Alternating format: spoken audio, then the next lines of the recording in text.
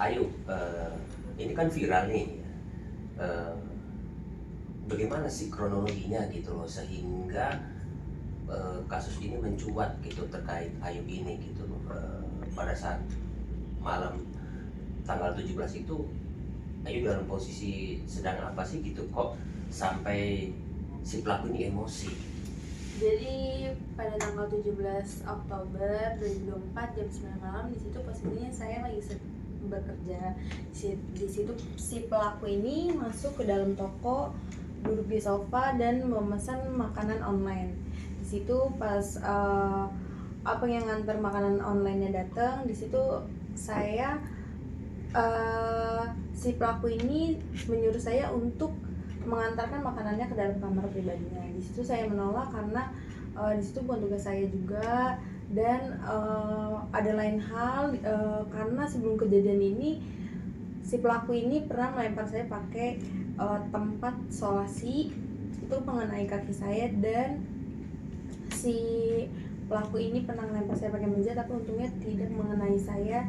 Dia juga pernah ngatain saya miskin, babu, terus juga orang miskin kayak lo mana bisa masukin gue ke penjara, gue ini kebal hukum.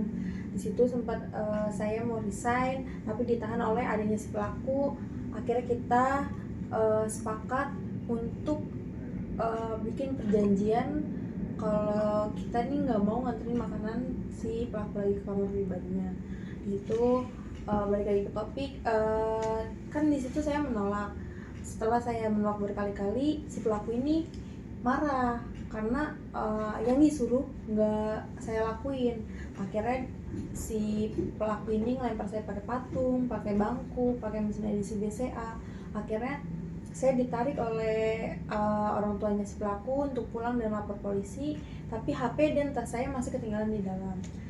Setelah saya ambil barang-barang saya, tapi saya malah dilemparin lagi pakai barang-barang, pakai kursi juga. Akhirnya saya kabur ke dalam ruangan yang banyak oven. Di situ saya nggak bisa kemana-mana. Akhirnya saya dilemparin lagi sama si pelaku, dan endingnya mengenai kepala saya itu pakai loyang. Nih, pada saat ya Ayu tersudutkan gitu di ruangan yang banyak open itu, Ayu membayangkan tidak sih akan seperti apa gitu. Karena kan istilahnya orang ini kan terkesan membabi buta gitu, apa aja dilempar gitu. Mungkin bayangan Ayu, waduh gua ini udah nggak ini lagi gitu. Seperti apa? Ada nggak bayangan seperti itu? Pas posisi saya di ruangan itu, saya udah mikir kayak wah bakal mati nih, kayak bakal banget nggak bakal selamat nih, karena si pelaku ini ngelemparin terus. Mungkin saya udah mikir oh ya udah, kalau emang jalannya Allah manggil saya, ya udah kayak gitu. Sampai sepasrah itu ya gitu loh, saking terpojoknya. Ya karena juga nggak ada yang nolong juga, nggak ada yang bisa nolong juga di situ, kayak ya udah. Nah, terus pada saat ke dokter kan diantri sama orang tuanya gitu. Ayu merasakan enggak sih gitu loh, kalau Ayu tuh sebenarnya harus mendapatkan perawatan gitu. Istilahnya di rumah sakit harus dirawat gitu. Pasti kan begitu kena lemparan badan kan sakit, ya enggak? Belum kepala bocor gitu. Uh, saya sih ngerasa saya nih harus dirawat, karena kan ini kan juga harus dijahit harusnya, tapi karena mikirin biaya juga dan takut juga untuk jahit, jadi ya udahlah biar sembuh sendiri aja gitu. Ada nggak sih penawaran gitu loh dari pihak keluarga pelaku ini untuk membawa Ayu ke rumah sakit biar dirawat gitu? Ada nggak Kalau yang untuk menawarkan gitu? Kalau untuk itu sih nggak ada, tapi si orang tuanya ini bilang kalau misalnya mau konsul, bilang ke saya gini, tapi pas saya di rumah tuh berhari-hari, beliau ini nggak ada yang menawarkan. Kan kalau saya bilang saya kan nggak enak ya, kayak saya tuh nggak enakan orangnya, makanya saya ya udahlah. Berarti setelah kejadian itu nggak ada sama sekali ya gitu loh, istilahnya berupaya untuk memberikan bantuan ke Ayu gitu, untuk pengobatan, untuk apa, nggak ada? Nggak ada. Awalnya aja itu juga saya dengar cuman 200.000. Nah inilah gitu ya, yang kita sayangkan gitu. Harusnya kan melihat kondisi seperti itu paling tidak kan punya rasa tanggung jawab dong, ya kan, buat membantu Ayu selama dalam proses pengobatan, selama proses istilahnya apa, menjadikan dirinya itu tidak takut lagi, rasa traumatik seperti itu ya mungkin yang nggak ada yang saya sayangkan.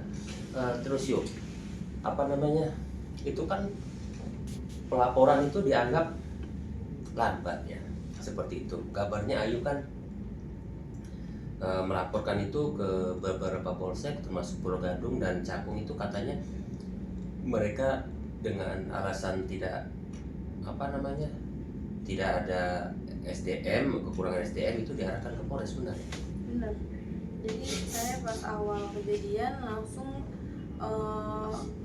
mencari untuk pelaporan ke polisi.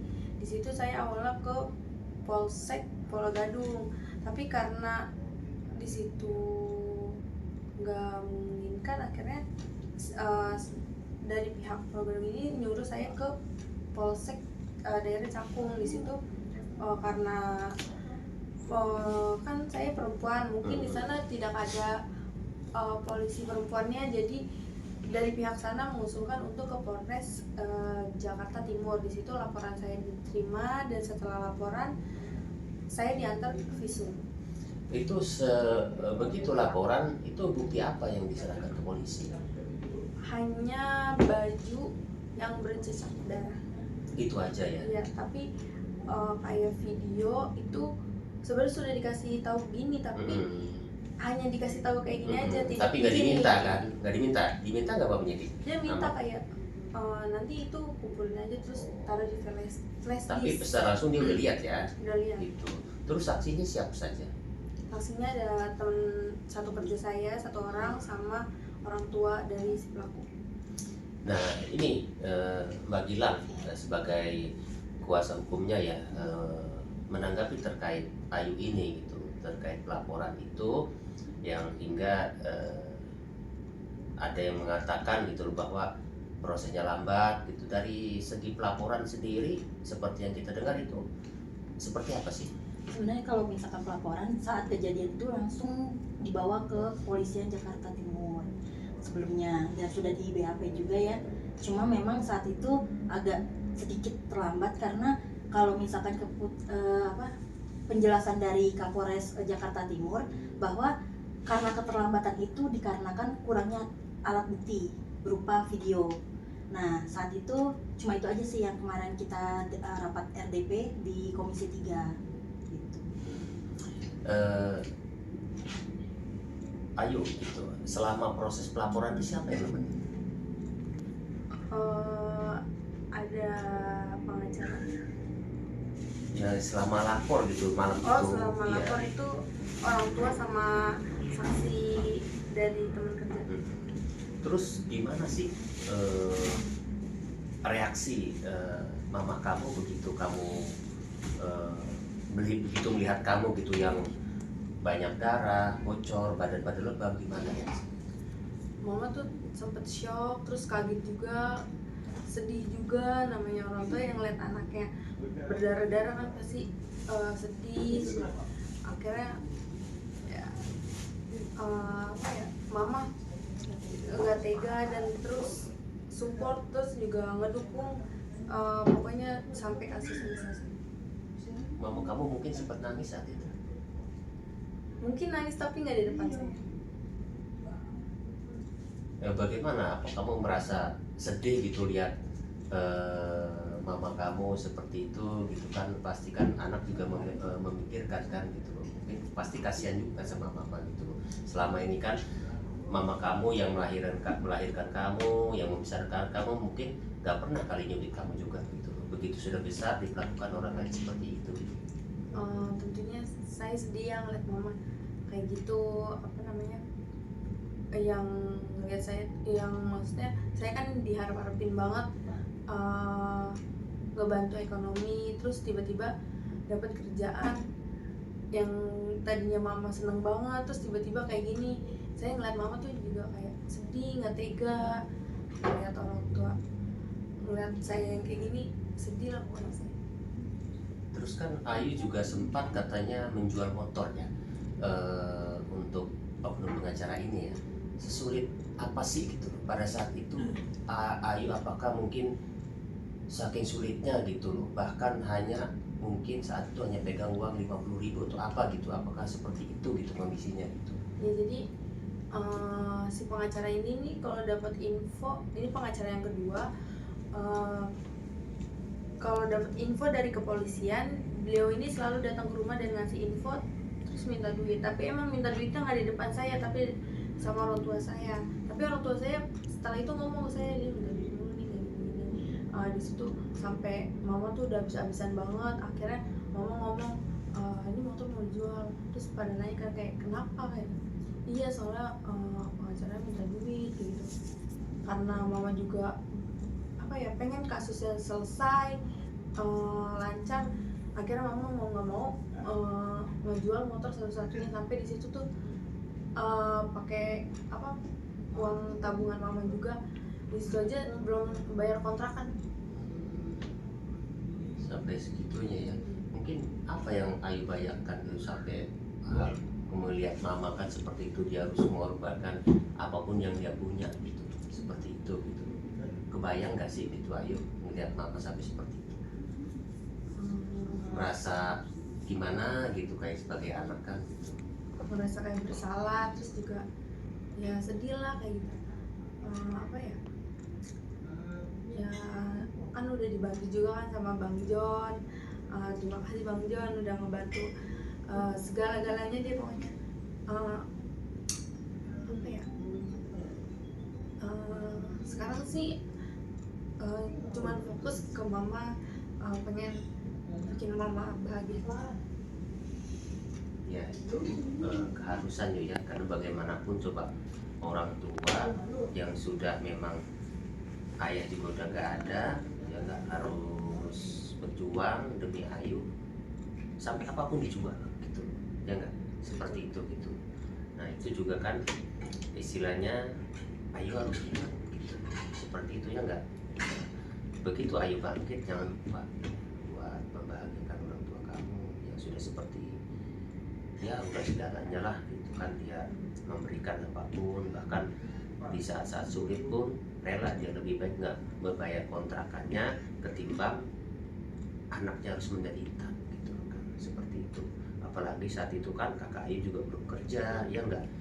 Udah apa namanya, motor dijual, istilahnya dibilang kan udah habis-habisan lah, apapun nggak ada gitu. Bisa jadi kan makan pun ditahan dulu gitu ya, seperti itu gitu. Itulah memang perjuangan seorang ibu gitu. Jadi apapun ya mereka berani hadapi demi anaknya gitu, demi menyelamatkan anaknya gitu.